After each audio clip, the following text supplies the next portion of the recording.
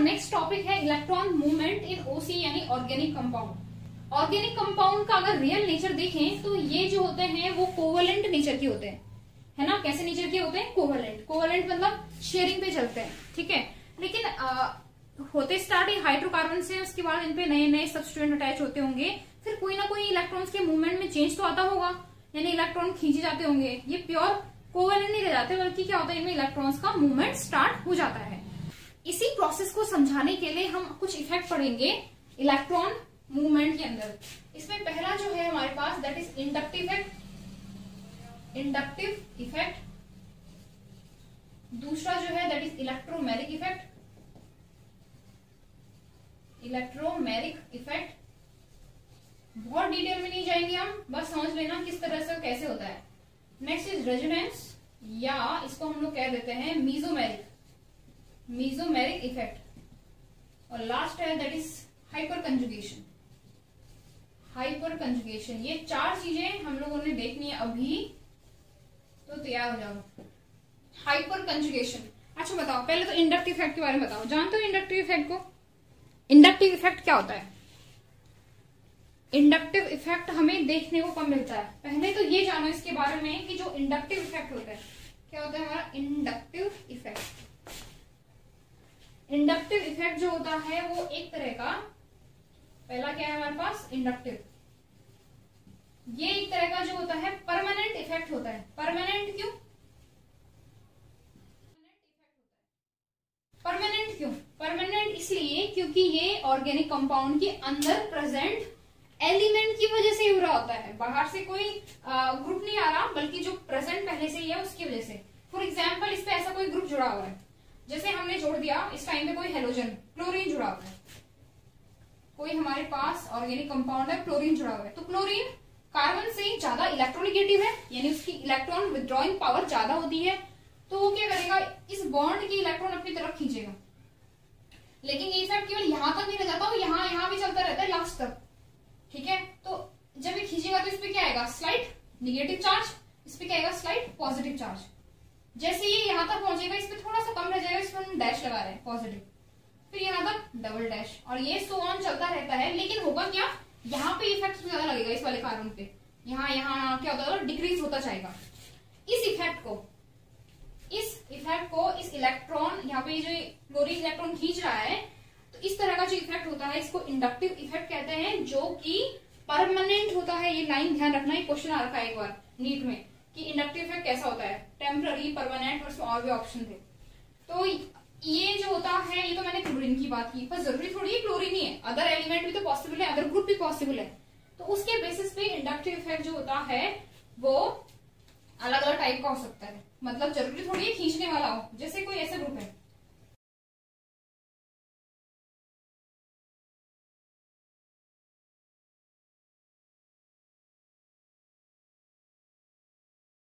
कोई alkyl group है, ये खुद भी एल्काइल है, लेकिन इनका जो नेचर होता है वो इलेक्ट्रॉन डोनेट करने का होता है। तो ये क्या करेंगे, इसकी तरफ इलेक्ट्रॉन देंगे।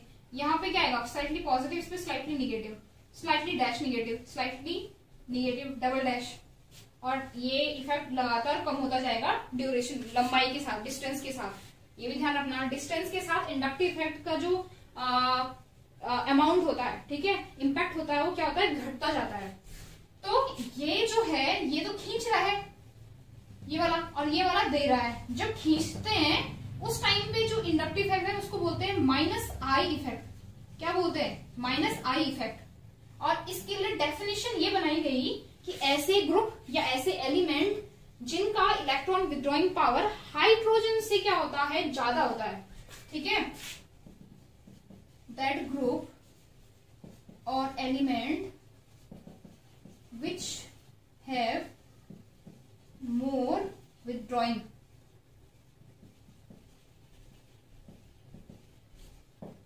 power than hydrogen, वो क्या शो करेंगे, माइनस आई इफेक्ट। और ये क्या है, ये दे रहा है, तो इसको हम लोग प्लस आई कहते हैं। और इसको क्या कहा होगा इसी लैंग्वेज में, द ग्रुप और element which have less withdrawing power than hydrogen, वो क्या दिखाते हैं, प्लस आई।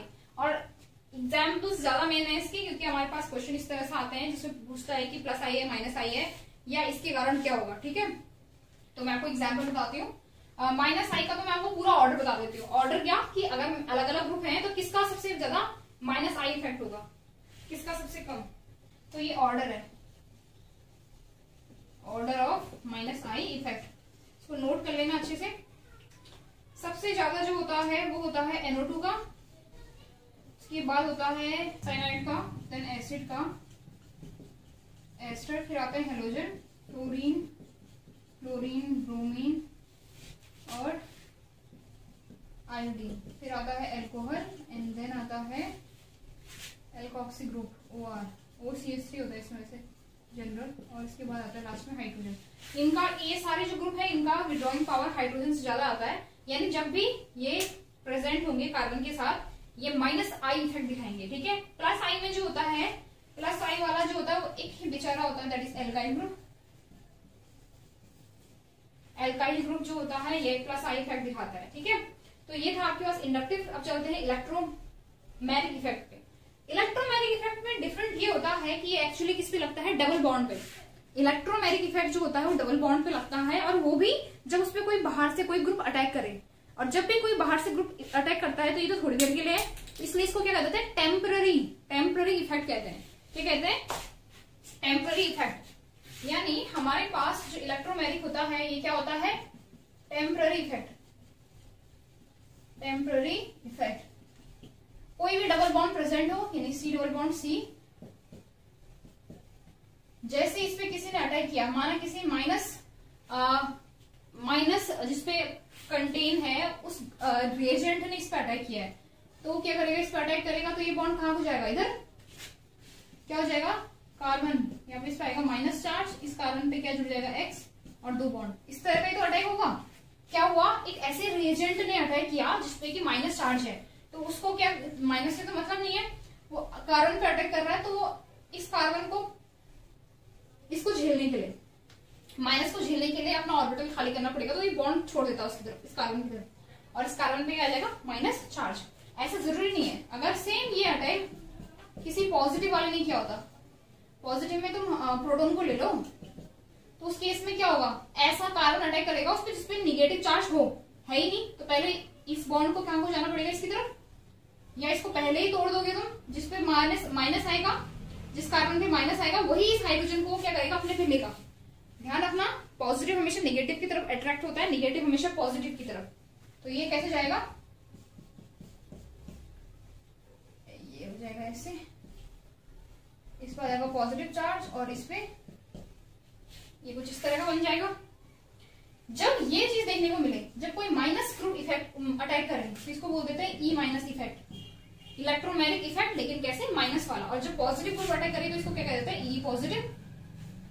क्लियर हो गई बात। तो ये है इलेक्ट्रोमैग्नेटिक। आप इसमें अलग अलग ग्रुप ले सकते हो, जैसे माइनस में साइनाइड हो सकता है Cn माइनस, इसमें प्रोटॉन तो है, ये इसके क्या है, एग्जाम्पल भी हो गए। ये जब हम लोग रिएक्शन कराएंगे ना, उसकी मैकेनिज्म देखेंगे, तब आपको ये प्रोसेस जो ये मैं अभी बता रही हूँ, ये वाली, ये हेल्प करेगी। ये 11th में नहीं है पर ये 12th में है, ठीक है, 11th में नहीं है पर 12th में है। ये था आपका इलेक्ट्रोमैग्नेटिक। रेजोनेंस है नेक्स्ट। रेजोनेंस तो जानते हो आप लोग, रेजोनेंस किसको बोलते हैं, इनऑर्गेनिक में पढ़ा है भाई, बताओ रेजोनेंस किसको बोलते हैं।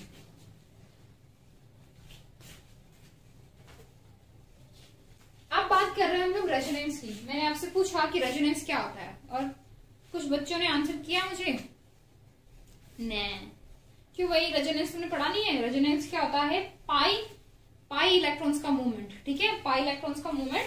अब ये इलेक्ट्रॉन के लिए एक कंडीशन है, हमें रेजोनेंस केवल तब देखने को मिलता है जब जो हो, या तो दो डबल बॉन्ड कंजुगेशन में हो, या double bond triple bond conjugation में हो, या डबल बॉन्ड और लोन पेयर कंजुगेशन में हो, यानी उसमें पॉसिबिलिटी हो इलेक्ट्रॉन्स के मूवमेंट का, पाई इलेक्ट्रॉन्स के मूवमेंट का, ठीक है। लोन पेयर के साथ मूव कर सकता है, पाई इलेक्ट्रॉन के साथ मूव कर सकता है। इस तरह की जब कंडीशन हो तब जाके हमें रेजोनेंस देखने को मिलता है। रेजोनेंस जो होती है, रेजोनेंस वैसे तो ये बहुत लंबा है, कहां से स्टार्ट हुआ, किस तरह से इसको मिला, पर हमारे पास सबसे अच्छा एग्जाम्पल इसका बेंजीन है, जो कैटोले ने ढूंढा था। इसका स्ट्रक्चर प्रॉब्लम कर रहा था, क्यों, क्योंकि इसमें पाई इलेक्ट्रॉन जो होते हैं वो मूव करते हैं कुछ इस तरह से, यहाँ चला गया, यहाँ चला गया, यहाँ चला गया, घूम रहे हैं। तो इसका जो इंटरमीडिएट स्ट्रक्चर या हाइब्रिड बनाया गया वो कुछ इस तरह से बनाया गया, ये ऐसा दिखता है ना। ये क्या है, रेजोनेंस हाइब्रिड। ये इसके क्या है, बाकी अदर स्ट्रक्चर है। रेजोनेंस हाइब्रिड जो होता है वो इंटरमीडिएट स्ट्रक्चर होता है अलग अलग रेजोनेंस के फॉर्म का। अब होता ये है रेजोनेटिंग स्ट्रक्चर्स में, मैं बहुत लंबे पे नहीं जा रही हूँ, स्टार्टिंग पे इनऑर्गेनिक में मैं मान के चल रही हूँ कि आप लोगों ने पढ़ा है, ठीक है। रेजोनेंस हाइब्रिड जो होता है वो ऑल टुगेदर स्ट्रक्चर होता है, क्योंकि अलग अलग स्ट्रक्चर है और इतने हम बता नहीं सकते हैं, तो उसके लिए हम एक ही स्ट्रक्चर यूज करते हैं, दैट इज रेजोनेंस हाइब्रिड। ये अलग अलग फॉर्म्स को एक साथ दिखा देता है, दिखा रहे हैं ना। ये गोल घूमने का क्या मतलब है कि इसकी इलेक्ट्रॉन कुछ इस तरह से घूम रहे होंगे। अब ये केवल यही देखने को नहीं मिलता, आप लोगों का जो कार्बन डाइऑक्साइड है उसमें भी यही चीज मिलती है। ये कैसे होता है, मूवमेंट कैसे होता है इसमें, ऐसे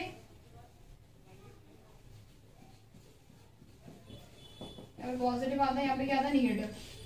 घूम ही तो रहे, फिर दूसरी बार इधर को घूमेगा, यानी एक और स्ट्रक्चर पॉसिबल है इसमें। ये इस तरह से इस एरो से दिखाते हैं, ठीक है, रेजोनेटिंग स्ट्रक्चर को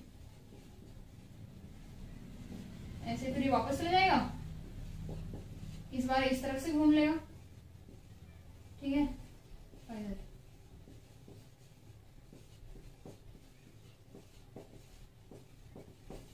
और जितने ज्यादा रेजोनेटिंग स्ट्रक्चर होता है वो हमारा ऑर्गेनिक कंपाउंड उतना ज्यादा क्या होता है, स्टेबल होता है। क्या होता है, स्टेबल। समझ में आ रही बात, रेजोनेंस। अब रेजोनेंस इफेक्ट क्या होता है, रेजोनेंस इफेक्ट जो होता है ये बोलते हैं जब कोई ग्रुप जो होता है इन रेजोनेटिंग स्ट्रक्चर पे अटैच होता है और इनके साथ इस मूवमेंट में जो घूम रहे हैं ना इसमें पार्टिसिपेट करे। जब भी कोई ग्रुप बाहर से अटैच हो हमारे ऑर्गेनिक कंपाउंड पे जिसके अंदर की पहले से रेजोनेंस है और उसके साथ पार्टिसिपेट करे, मैं समझाती हूँ, डरने वाली कोई बात नहीं इसमें। रेजोनेंस इफेक्ट को तो समझना है हमें कैसे। अगर मैंने माना कि हमारे पास ये रिंग है बेंजीन की, ठीक है, और इसमें मैंने एल्कोहल अटैच किया। एल्कोहल में O है, O के पास होते हैं 2 लोन पेयर। क्या होते हैं, 2 लोन पेयर, और ये लोन पेयर भी रेजोनेंस में पार्टिसिपेट करते हैं। ये ऐसे करके हम बल एक बॉन्ड बना रहे हैं। अब ये कार्बन क्या करे, मैं तो बल 4 ही बना सकता हूँ, तो वो इस बॉन्ड को छोड़ देगा, ये बॉन्ड चला जाएगा इस कार्बन पे। कैसे बनेगा, अब ये बॉन्ड टूट गया, किस पे टूटा, इस कार्बन पे, तो यहाँ पे क्या आएगा, निगेटिव चार्ज। इसने बना दिया है डबल बॉन्ड एक लोन पेयर ने, कुछ इस तरह का स्ट्रक्चर। अभी भी क्या हुआ है, सिर्फ इलेक्ट्रॉनों ने घूमे हैं, मूवमेंट किया है, या लोन पेयर ने मूवमेंट्स करना स्टार्ट किया, फिर पाई नहीं किया। अब क्या हुआ, ये कार्बन अपने इन माइनस इलेक्ट्रॉन्स को, जो 2 इलेक्ट्रॉन से यहाँ पे इनसे बॉन्ड बना रहा है। अब ये कार्बन इसके पास पहले से 4 बॉन्ड है, तो ये तभी बनेगा जब ये टूटे, तो ये टूटता है यहाँ पे। ये बहुत काम आएगा आपके, ये वाला जो स्ट्रक्चर है।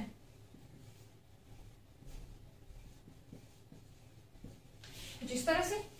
और पॉसिबल है इसमें मूवमेंट, बताओ जरा, आगे घूमेगा ये, कैसे घूमेगा, ये जाएगा यहाँ और फिर ये जाएगा यहाँ, बनेगा कैसे स्ट्रक्चर, बताओ। दिख भी रहा है आप लोगों को यहाँ तक, आई होप कि दिख रहा हो। हाँ जी दिख रहा है। देन नेक्स्ट कहाँ जाएगा ये, नेक्स्ट अब ये फिर से बोलेगा मैं यहाँ बॉन्ड बना रहा हूं, तो ये लोन पेयर वापस ऑक्सीजन पे ही चला जाएगा और क्या बन जाएगा वापस, जो स्ट्रक्चर स्टार्टिंग में ही था। बस अब देखो ध्यान से देखना, पाई इलेक्ट्रॉन कहां से कहां चले गए, पहले किधर को थे और किधर को चले गए। इसी को रेजोनेटिंग इफेक्ट कहते हैं, कि बाहर के किसी ग्रुप का आना और उन मूवमेंट्स को, उन किसके पाई इलेक्ट्रॉन्स के मूवमेंट को बढ़ाना। और जितने ज्यादा स्ट्रक्चर बनेंगे ना ये रेजोनेटिंग स्ट्रक्चर, उतनी ज्यादा उसकी क्या होगी, स्टेबिलिटी होगी। क्या होगी, उतनी ज्यादा स्टेबिलिटी। क्लियर होगी बात। अब ये जो ग्रुप आया एल्कोहल, ये कैसे क्या कर रहा है, इलेक्ट्रॉन क्या कर रहा है, इलेक्ट्रॉन मांग रहा है, दे रहा है, दे रहा है। इसको बोलते हैं इलेक्ट्रॉन डोनेटिंग ग्रुप। क्या बोलते हैं, इलेक्ट्रॉन डोनेटिंग ग्रुप। और इस तरह के ग्रुप जो होते हैं, जो इलेक्ट्रॉन को देते हैं, ये दिखाते हैं plus are effect, plus are effect. ये दिखाते हैं EDG, इलेक्ट्रॉन डोनेटिंग ग्रुप। इसके अंदर आ गया हमारा एल्कोहल, एल्कोक्सी ग्रुप, OR, ठीक है, और कौन सा आता है, एमाइन। अब ये देखो Cl, Br और I, ये भी यहाँ पे इलेक्ट्रॉन देते हैं। अब बट तुम इनको यहाँ देखो ना, ये यहाँ तो ये अलग ही नेचर, यहाँ तो ये इलेक्ट्रॉन खींच रहे हैं, और जब भी ये किसी पाई इलेक्ट्रॉन या रेजोनेंस वाले स्ट्रक्चर से जुड़ेंगे, यहाँ ये इलेक्ट्रॉन क्या करते हैं, देते हैं। ये मिस्ट्री होती है, इस तरह के क्वेश्चन जो होते हैं कंफ्यूजन क्रिएट करते हैं बच्चों के लिए। ध्यान देना, पाई इलेक्ट्रॉन के साथ ये इलेक्ट्रॉन क्या करते हैं, डोनेट करते हैं। लेकिन अगर जहां पे सिर्फ सिग्मा बॉन्ड, ये बॉन्ड कैसे थे जो हमने यहाँ पे बनाए थे, ये सिग्मा है ना, सिग्मा के केस में ये इलेक्ट्रॉन क्या करते हैं, खींचते हैं। लेकिन पाई बॉन्ड के साथ इलेक्ट्रॉन क्या करते हैं, डोनेट करते हैं। ध्यान रखना, सेम जैसे अल्कोहल बेंजीन के साथ स्ट्रक्चर बना रहा है, सेम ऐसी क्लोरीन बनाता है, सेम ऐसी ब्रोमीन बनाता है, सेम ऐसी आयोडीन बनाता है। आयोडीन वाला स्ट्रक्चर थोड़ा अनस्टेबल होता है, लेकिन उसका भी सेम ही क्या है, एक तरह से नेचर है। आप इस तरह से कुछ ऐसे ग्रुप होते हैं जो इसका उल्टा करते हैं, खींचते हैं, बेंजीन से इलेक्ट्रॉन मांगेंगे, उनको क्या कहेंगे, इलेक्ट्रॉन विथड्रॉइंग ग्रुप। क्या कहेंगे, वो दिखाते हैं माइनस आर इफेक्ट, और उनको बोलते हैं इलेक्ट्रॉन विथड्रॉइंग ग्रुप। जैसे फॉर एग्जाम्पल है जिनमें भी कार्बोनिल होता है, ये ज्यादातर यही करते हैं, चाहे वो कीटोन हो, एल्डिहाइड हो, ये इस तरह की जिनमें कार्बोनिल ग्रुप है, ठीक है, ये ज्यादातर जो होते हैं विथड्रॉइंग इफेक्ट ही दिखाते हैं। एग्जाम्पल बना के दिखाऊं मैं इसमें, यहाँ पे दिख रहा है आप लोगों को? हाँ जी दिख रहा है, बना देते हैं, ठीक है। ये जैसे मैंने इससे एल्डिहाइड जोड़ दिया, इस बेंजीन से मैंने क्या कर रखा है, एल्डिहाइड को जोड़ रखा है। एल्डिहाइड कुछ ऐसे दिखता है, होगा क्या, इस कार्बन का जो ये ऑक्सीजन है ज्यादा इलेक्ट्रोनेगेटिव है, तो ये इस बॉन्ड के इलेक्ट्रॉन को अपनी तरफ लेगा पाई के। अब इस कार्बन पे कमी हो गई तो वो इस कार्बन से मांगेगा, ये गए यहाँ, अब ये बेचारा क्या रहेगा, खाली, तो इस पे कैसे चला जाएगा, उसके इलेक्ट्रॉन छिन गए, उसकी दुनिया लुट गई, क्या बन गया वो, बोलो, पॉजिटिव बन गया। नेक्स्ट, अब ये इससे मांगेगा, दे दे, तो इस पे आ जाएगा पॉजिटिव।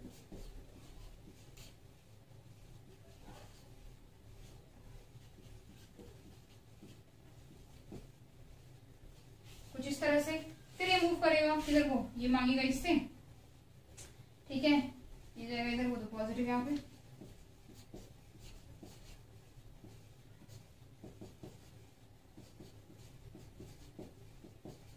ये इससे मांगेगा तो फिर ये इलेक्ट्रॉन ये आ जाएंगे, क्योंकि इस कार्बन की ऑक्सीजन अपने बगल वाले को अनसेटिस्फाई नहीं रहने देता। और एक चीज देखोगे तुम, क्या देखोगे, पाई इलेक्ट्रॉन्स का जो ओरिएंटेशन है वो चेंज हो गया है, पाई इलेक्ट्रॉन्स के ओरिएंटेशन में चेंज आ गया है, आया नहीं आया, इसी को हम लोग माइनस आर इफेक्ट कहते हैं, ठीक है। ये तो था तुम्हारा रेजोनेंस। अब चलते हैं हाइपर कंजुगेशन पे। हाइपर कंजुगेशन जो होता है वो रेजोनेंस का ही क्या होता है, एक तरह से भाई होता है, बस थोड़े से क्या होंगे, कैरेक्टर्स आधे सेम होंगे, आधे अलग होंगे, है ना, ये तो होता है भाई भाई। सो हाइपर कंजुगेशन में होता ये है कि पाई इलेक्ट्रॉन जो होता है प्रेजेंट होता है, उसको मूवमेंट करने की जरूरत पड़ती है। क्यों करने की जरूरत पड़ती है, पहले तो मुझे ये बताओ, क्यों चाहता है पाई मूव करना, क्योंकि उसके मूवमेंट से स्टेबिलिटी बढ़ती है। उसकी स्टेबिलिटी तो हर कोई चाहेगा क्या करना, एक्वायर करना। यहाँ पे उसके पास एक अलग तरीका होता है वो स्टेबिलिटी गेन करने का, इसको हम हाइपर कंजुगेशन कहते हैं। यहाँ पे प्रेजेंट होते हैं अल्फा हाइड्रोजन जो कि सिग्मा बॉन्ड से बंधे हुए होंगे। एक एग्जाम्पल बनाते हैं, इसको देखो, ये हमारे पास एक पाई इलेक्ट्रॉन प्रेजेंट है कार्बन के बीच में, उसके बगल में एक हाइड्रोजन है, क्या बोलते हैं इसको, जब भी किसी सब्सटेंट के बगल में कार्बन होता है उसको अल्फा बोलते हैं, और उस हाइड्रोजन को क्या बोलते हैं, अल्फा बोलते हैं। मैं क्लियर कर चुकी हूँ पहले, बाकी कोई ग्रुप कुछ भी रहे हमें उससे अभी बात नहीं करनी है। तो होगा क्या, जैसे ये बॉन्ड जो होता है मूव करने की कोशिश करेगा, ये ऐसे जाएगा तो ये वाला बॉन्ड जो होता है इस पे आ जाता है, और कुछ इस तरह का जो है स्ट्रक्चर बनता है।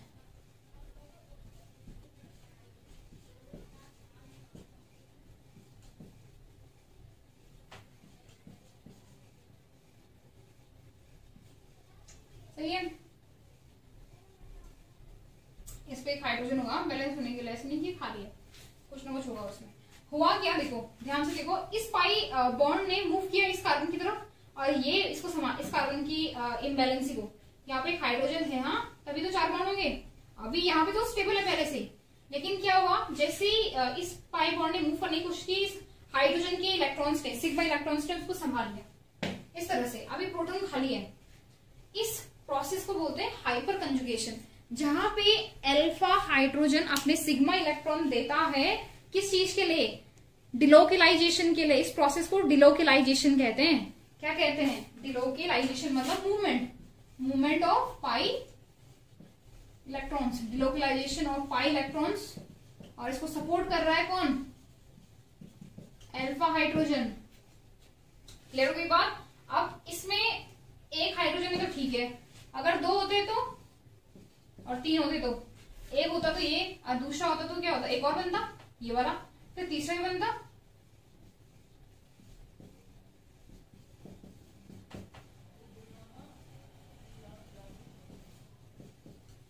एक बार ये बनता, एक और पॉसिबिलिटी इसमें क्या पॉसिबिलिटी बताओ? ऐसे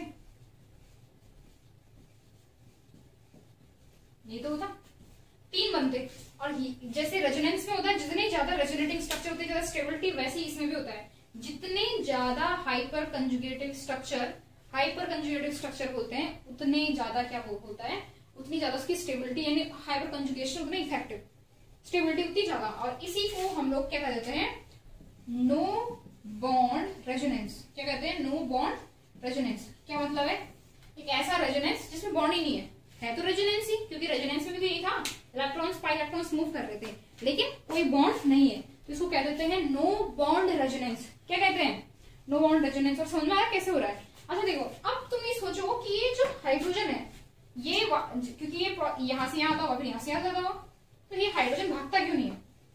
ये इंपॉर्टेंट क्वेश्चन है। हाइड्रोजन इसलिए नहीं भागता क्योंकि जो इसका पाई इलेक्ट्रॉन क्लाउड होता है, पाई इलेक्ट्रॉन क्लाउड,